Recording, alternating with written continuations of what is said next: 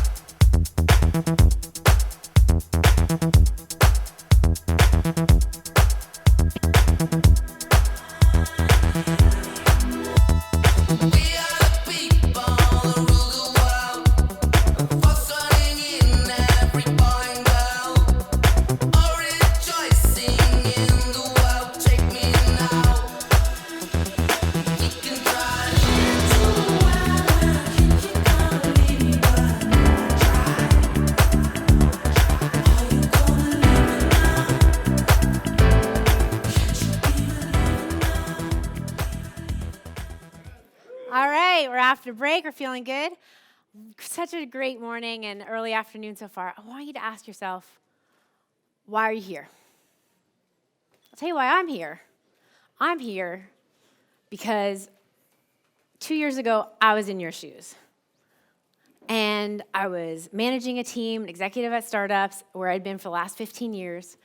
And 2 years ago, I joined Winning by Design, and I help CEOs, I help companies maximize their revenue potential. And I want to share what I've learned in the past 2 years with you.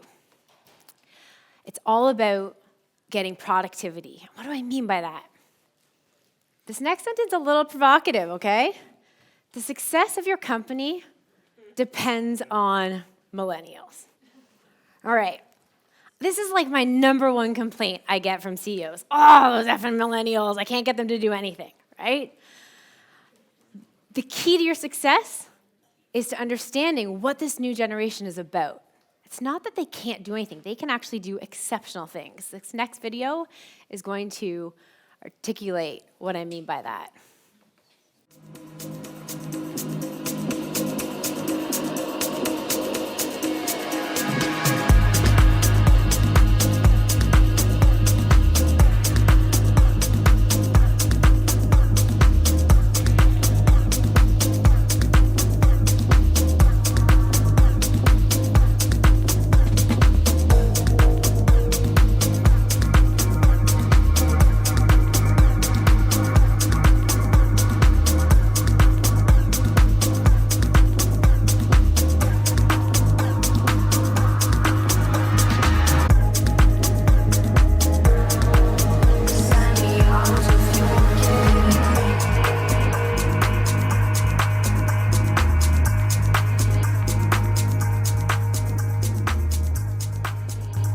Awesome, huh? We need them. They're exceptional. You think Simone didn't work hard? She worked damn hard to do that. That 23-year-old that's here mentioned, that knocked the socks off of every other sales rep and closed the biggest deal in MongoDB history, he worked hard. He worked differently. There's a new generation, and we need them to be successful. So here's our storyboard of what we're going to talk about today. 3 symptoms of startups today. I'm going to diagnose what's going on and why this is happening, show you how to exponentially grow your revenue, what to do about it, how to make it happen, and why. You ready? I'm sorry. Let's try that one more time. That was like the worst, all right? I'm talking about like, I want you to scream the pants and like blow me to the other room, all right? Are you ready? Awesome. Thank you. That was great. Okay, 3 symptoms. 1, missing targets has become the norm. All right, what do I mean by that? Anyone in sales here knows, any CEO, anyone in finance, we used to be able to normalize our revenue based on an 80% quota attainment. That was just what we expected. If you hit 80%, our numbers would be fine. That's what we told the board. Those were the numbers that we were going to hit. The problem is we aren't getting 80% out of our reps anymore. We're getting like 40%, 30%, 60%, 80%. Some people are hitting 100%, but we're not getting that. I just realized you're not going to be able to see a lot of my slides because this is an old version of PowerPoint. So bear with me. We are not getting what we need out of our reps. And the worst of it is sometimes we have reps that are super confusing. I'll tell you about one SDR I was working with. His name's Matt. He's super smart. Did what we all want out of SDRs, actually had conversations with his prospects. And role plays, he did so great. But 1 month he'd hit 100%, the next month he'd hit 60%, the next month he'd go back to 100%, the next month he'd hit 50%. What do you do with a rep like this? How do you manage him? How do you assess performance? And how do you predict your pipeline for that? What was Matt doing in his spare time? His rep that he was paired with kept asking him to do projects like build custom decks, and he wanted to do that because that helped with career progression. That's where he thought he needed to do in order to get to that next level. Second symptom, no one seems to work hard anymore. Well, that's our problem. The game has changed. It's not the same business that we are used to. What do I mean by the game has changed? Does anyone love speed skating? Amazing. One person. Two people. Great. Let me show you what speed skating is now.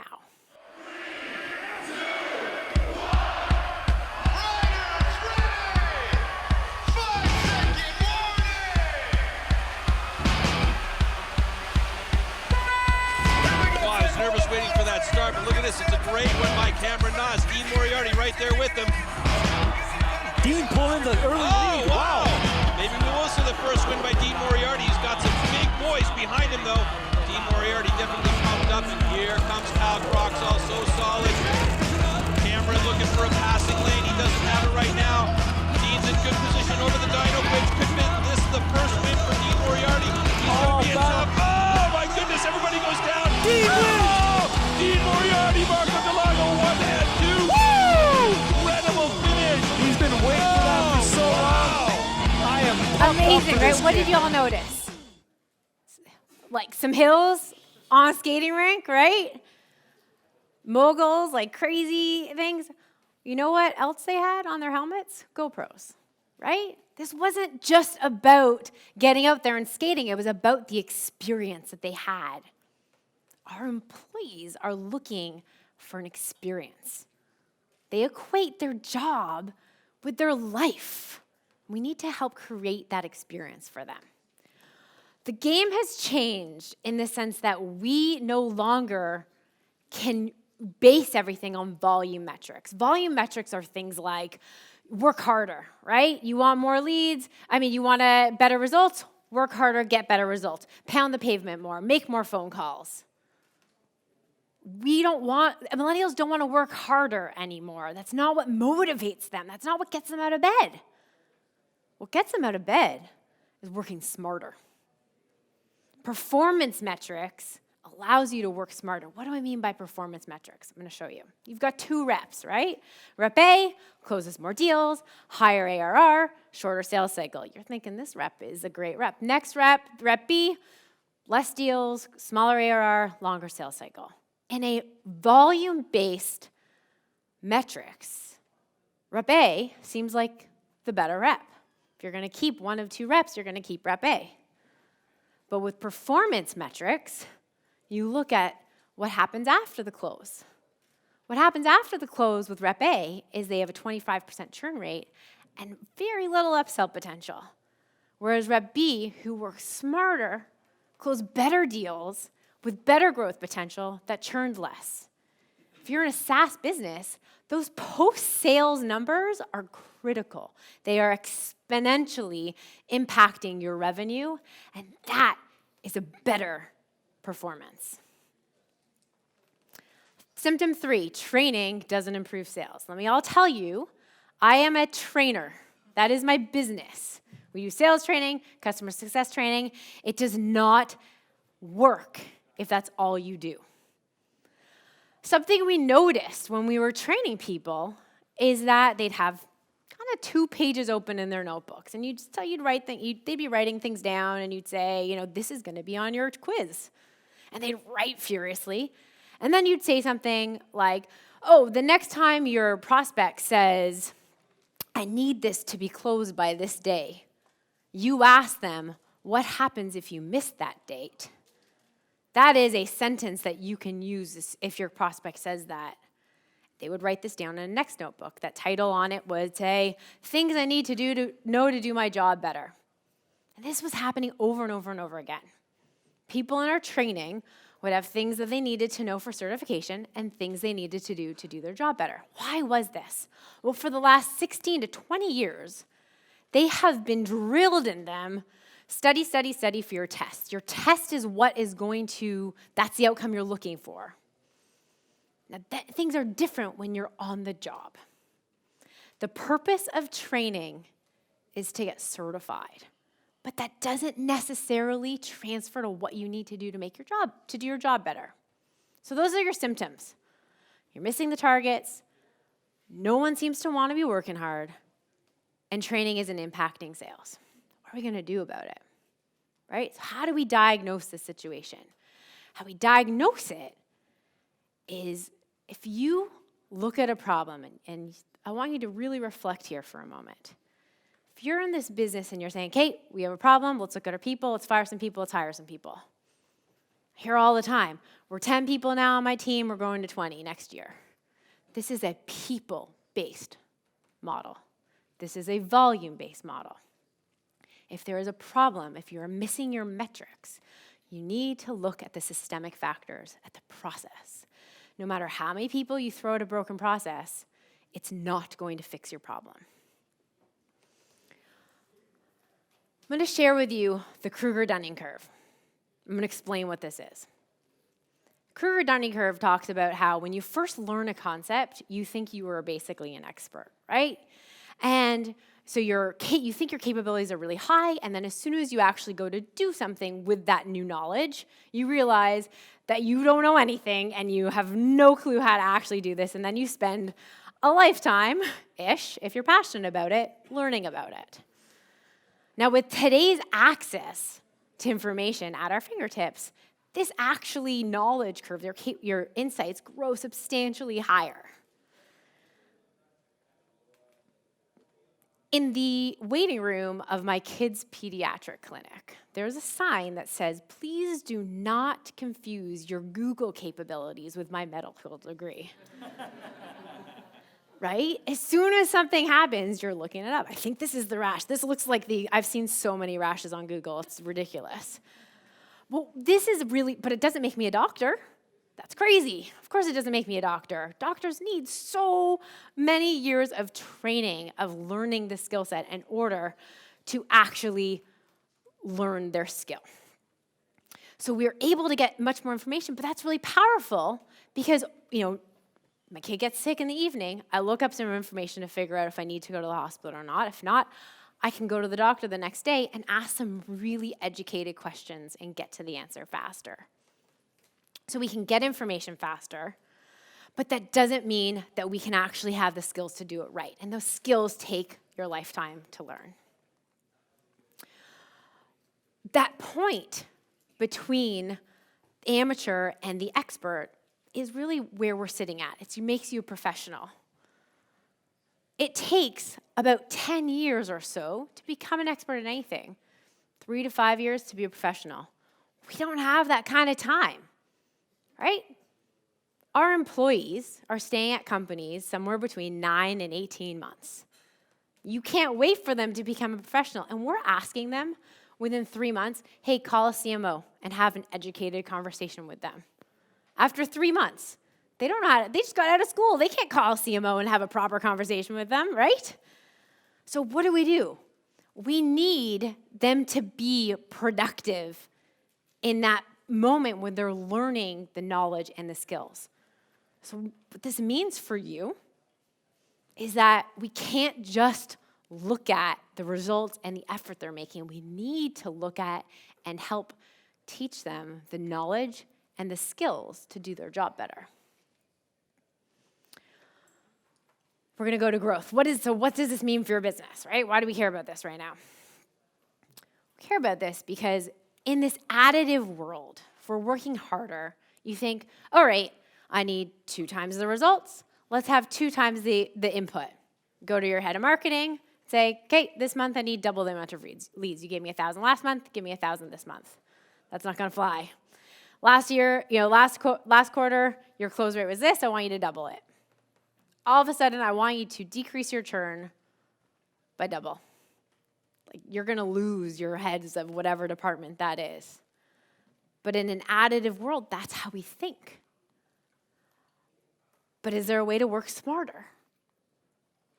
In SaaS especially, there are 7 key moments in your funnel where if you can make incremental changes, 10%, across 7 key moments, multiply that doubles your revenue. Go to your head of marketing. Hey, you do 1,000 leads last month. Can you do 1,100 this month? That's a little more reasonable, right? Do you think your CS team can really push harder, and instead of only doing impact reviews with half the customers, maybe you can do impact reviews with 60% of your customers? That is totally manageable and has the same results. So how do you get these micro moments? I'm going to tell you a story. Has anyone been to the Magic Castle Hotel in LA? Oh, I love it. One person. Amazing. She loves it so much, she can't wait to tell you all about it. I'm gonna do that for you. The Magic Castle Hotel is a 5-star rated hotel, kind of expensive, $500 a night or so, competes with the likes of like the Four Seasons or so. This is what it looks like. Not gonna shame it, but it doesn't really look like the Four Seasons. It is the 4th highest rated hotel in LA. Number 2 reviews on TripAdvisor, 5 stars, over 3,500 reviews, and an average rating of 5 stars. This hotel better be friggin' awesome if people are choosing to pay the likes of what they could pay for the Four Seasons to come here. This is the room. Not so bad, right? Looks okay.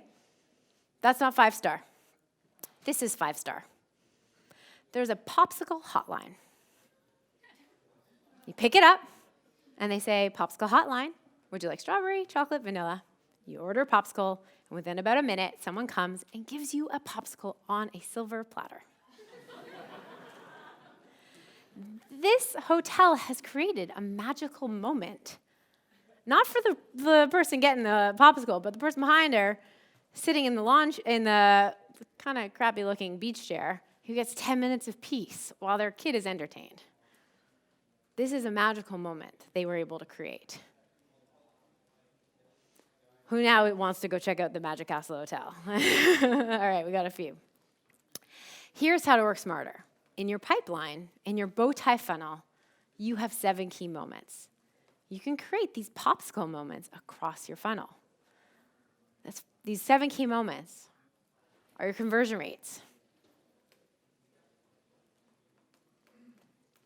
How do we create magical moments? Well, you talk to pain. You get your marketing team finding customers who have pains, not just because they are a fit with your organization. You teach your teams to have conversations, not just pick up the phone and qualify people to see if they meet your criteria. You have your CS team talk about impact to the business, not just usage metrics. These are the micro moments that your customer-facing teams can have that will make big changes. I really encourage you to focus on those moments and find your popsicle moments. I did a workshop in New York about a month and a half ago, and at the end it was like 6 hours. And just before lunch, I made everyone stand up and say, what is the one popsicle moment that you are going to implement when you get back to the office the next day? I only have 30 minutes for this talk, and I think that would take a little long to go around the room, but I would love for you to do that, after the last session, before you go to dinner tonight. Think about, and if you're ever here with a colleague, commit to each other. This is one thing that I think we can do that will make a big difference that we can implement when we get back to the office next week. We're going to talk about the how. Here's the thing.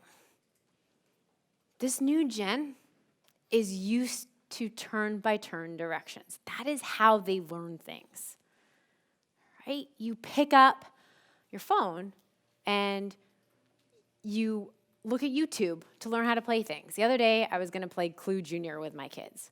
Clue Junior is surprisingly way more complicated than the regular Clue. I don't know why this is the case. Kids are supposed to play it. So I pick up the instructions, and I'm trying to read it, and my kids are like, can we play, can we play, can we play? And I'm like, I'm trying to learn how to play. And they're bugging me. And then finally I said, in my phone, how to play Clue Junior. And I had this person on video show me how to set up the board, how to play, and my kids got to watch, and we all got to learn together. These are directions. You can have these moments with your customer-facing teams where you give them turn-by-turn directions. This is a blueprint on how to have a discovery call. It is literally a framework for how to have a discovery call, not a script. Scripts don't work. Scripts only work in the scenario I gave you before, where if a customer says a specific line, you can follow up with a specific question. But otherwise, scripts do not work. You give them a framework, you give them the directions, and then they need to learn how to do that for themselves. So how do they learn? Just a heads up, we have all of our blueprints published at Lucidchart, totally free. Use them, take them, and apply them to your business. So how do we teach these blueprints to actually make them effective to your business? There's this rule of 10, 20, 70. We didn't make it up. The Army made it up. And then the medical system followed it, and lots of other places did as well. The concept is the first 10% you learn during like a training and more of a sterile environment, but they're only going to retain 10% of that. So you have to follow it up with role-playing and real-life mock scenarios so you can get some of that muscle memory built in. And then the brunt of the piece that you learn is from actually real-life doing on the job. You can't learn how to do CPR. I mean, hopefully you never have to do CPR, but you do. You get the little dummy on the floor, and you're like practicing and as much as you can, but you actually don't become a professional until you actually do it to a person who needs CPR. Customer-facing rules haven't applied this to the way they do business. They hire lots of training, and they say, great, now you know exactly what to do. Go hit the phones. That doesn't work. So the first 10% is training. Best case scenario, the best way to do training is in a workshop. If you helped come up with the concept, you're going to own it. You're going to feel great about it. The second part of applying this blueprint to your business is through role play. What do I mean by role plays? I'll give you a little snippet. Hey there, I'm Julie. And I'm Dan, but I'm an angry customer. As customer success, we're often dealing with difficult conversations, customers that are angry, maybe frustrated, so how do we handle it effectively? We're gonna do a role play where Dan, the customer, is actually really upset. He just read the product release notes and anticipated that his request that was promised to him was going to be in this next release, but it wasn't. We're gonna start a couple minutes into the call. You ready? Yeah. Okay. Ring, ring, this is Dan. Hey Dan, it's Julie. What's going on? Julie, finally you called me back. What is going on with your product release? What do you mean? Well, you had promised me that you were going to put in my request to make sure that it was live by the end of this month, and it is not there. What is going on? Dan, I completely understand how you're feeling. I'm really sorry that the release wasn't in there as you expected, but let me dig into this a little bit. Time out. But you want to know what happens, don't you? You have to go to YouTube to find out. We have all of our videos, we publish all of our content available for anyone. But this was done in one shot. And you could see, like, it looks like it was done in one shot. I was stuttering. We'd actually hadn't practiced it. We didn't really know where it was necessarily going. But that's why you do role plays. The beauty of role plays is they should be the most challenging scenarios you encounter. Because then when you get on a call with a really challenging customer, it's a little bit less scary. Role plays are how you build that muscle memory. So you actually have your team sit there and say, okay, we're going to role play a discovery call. We're going to role play how to do a cold call, right? Role play 50 cold calls, and then it's less scary. The last component is real life. This is where the hard work comes in. It is side by side. It is you record your calls. Great, you can sit beside them. That's a little nerve-wracking, right? Having your manager sit in on your calls. But you could have peers do this, sit in. The best scenario is record a call, have your employee review it, and then you review it, and then you sit down with your one-on-ones and you have something to talk about. But when you talk about it, you actually use the blueprint, so it's not your opinion. You can say, hey, here, remember when they said this impact? You didn't actually follow up with, understanding or asking for clarification, and you just jump right into the pitch, or you skipped over storytelling. These are actual tangible things that you can coach on, as opposed to, I know what good looks good and that wasn't good, right? This is also a great one. Everyone has what we call a freebie, something they're super good at, right? Someone on your team is amazing at LinkedIn prospecting. Someone is amazing at using gifting so well with with your high prospects. You have someone who's does save calls so incredibly well. Get them to coach your teams on that. It's not all on the managers. And the other thing is, lead by example, by failing. If you're out on the calls and you don't always get it right, that's actually more inspirational for your teams. And the last thing is, don't just coach on metrics. It's about what's motivating for them to help them succeed. I was coaching a new manager in customer success, and she had 4 people on her team, totally new team lead, and she's like, there's this one person on my team who I really just can't connect with. We go into our one-on-ones, we talk about metrics, and then that's it, and I just don't feel like I know why he's here. And I said, well, ask him. Next one-on-one, start off with what motivates you. So she comes back the next week and she goes, this was amazing. I now understand why he's in this job, what he's hoping to get out of it. And now when I coach him, I can help develop him in that way. It's really important to understand why they're in this job. I'm actually going to tell you a little bit about why they're in these jobs. So remember, 10, 20, 70. Here's why. Here's the why behind this. This is going to be really shocking to some people, especially in sales. Money is no longer the main motivator. It is so hard to motivate people who aren't motivated by money. I'm very used to this because a lot of my background's in customer success. Often they aren't motivated by money. But it's different. They're motivated by something else. You know what else they're not motivated by? Coffee. Free coffee. It's important. You got to have it. But that's not what's going to make them work more for you or want to be there. Neither is the Xbox nor the open workspaces. But it gets mighty loud in open workspaces with coffee and Xbox and ping pong, etc.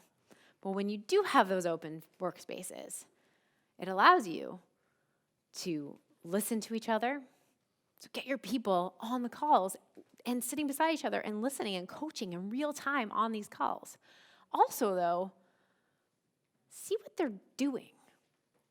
What are they Instagramming about? What are they part of? The new thing about these open workspaces, it matches and correlates to this concept around creating an experience for your employees, like that Red Bull skate race, right? Work and life is totally integrated now, right? Your employees are hanging out on the weekends. They're hanging out after work.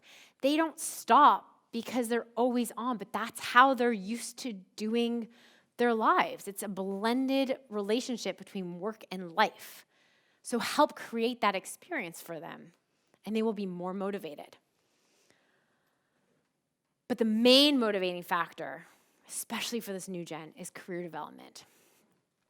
What you see is they join. The first 3 months of someone joining, they're so gung-ho. They're learning a ton. They're so excited. They're like, oh my God, my career is going off the charts. But then it starts to taper off. And right at the time that it starts to taper off, they join this really exciting startup, and its growth trajectory is going like skyrocketing. They got a new round of funding. They had a great quarter. All this stuff is happening, and they think, oh my God, no longer am I exceeding, like growing at the same rate as my company. The other thing that is super demotivating is when I've been in the job for 6 to 9 months and someone just starts and they know nothing and they have the same title as me. What we need to create is growth right when they think they're tapering off. And it doesn't necessarily mean more money. It doesn't necessarily mean big promotions, right? Because that's not feasible. But we have to give them a career development path. This is a story about another BDR I was working with, and he was the star. He hit over quota consistently every single month. It was like, he was amazing. The company that I was helping really needed him. And we put a path in place, but it was a little longer. Partially because we were actually, helping him skip a level, but also the company needed him to stay in the role he needed. He was the only one hitting his numbers. But we tried to give him as much as we could, and then he left. Do you know what he left for? Who thinks he went to become an AE at another company? Anyone? No one? That's right. He left to be another BDR for no more money. Same job title, same pay. Why did he do this? He did this because they promised a faster growth pattern and career progression. It was outlined for him. Micro promotions, micro career path abilities. That's what Matt, my first BDR, was doing. He thought that the way to get better and faster career progression was by helping out his rep as opposed to hitting his numbers. We are in a really competitive world for great talent right now. And as soon as someone feels like their growth is tapering out, they're looking on Instagram and seeing their buddies at another startup who are doing all these amazing things. And they want that. You need to create it. You have no choice. So we walk through the symptoms, right? There's no results. No one's working hard. Training's not working. What do I do about it? We have to look at process. We've diagnosed that the fundamental changes are process. But if we make small improvements to our pipeline, to our funnel, we can have a big impact. If we focus on those few key moments by giving our teams turn-by-turn directions, teaching them in a workshop, coaching them with role play, and then real life, giving them on-the-job coaching, and then giving them the right career path and working with them to understand what motivates them, that is the science behind your successful customers. The pro in productivity stands for professional. When you're a professional, that makes you feel like you have mastered something. Let's give our employees something that they can feel like they have mastered. We've got tons of free content for you. I'd love for you to take advantage of that. Thank you so much. It's been a real pleasure and a treat.